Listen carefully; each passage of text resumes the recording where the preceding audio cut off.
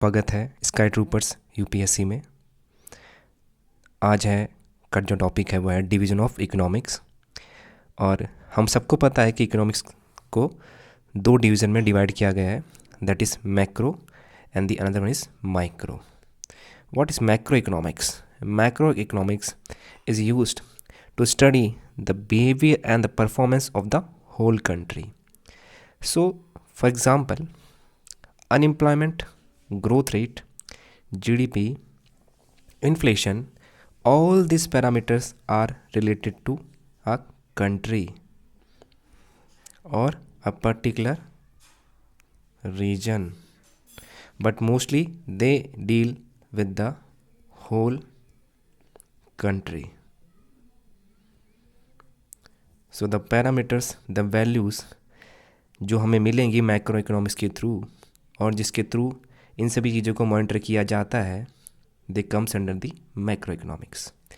तो macro economics के focus areas कौन कौन से हैं?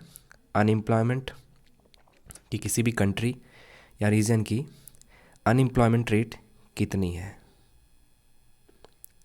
ग्रोथ रेट, किसी भी कंट्री की एक पर्टिकुलर टाइम फ्रेम में ग्रोथ रेट कितनी है। उस कंट्री की जीडीपी, उस कंट्री का inflation. So all if anybody wants to study और they want to know all this parameters, that is only through the macro economics. In comparison to the macro, in micro it is used to study the behaviour and the performance of individual and the firms.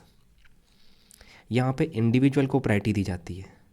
Individual से related जो चीज़ें हैं उन्हीं के ही performance को note किया जाता है, रिकॉर्ड किया जाता है। इसमें जो फोकस एरियाज आते हैं वो मार्केट की गुड्स एंड सर्विसेज, इंडिविजुअल के economic issues. So that is mostly like goods and services.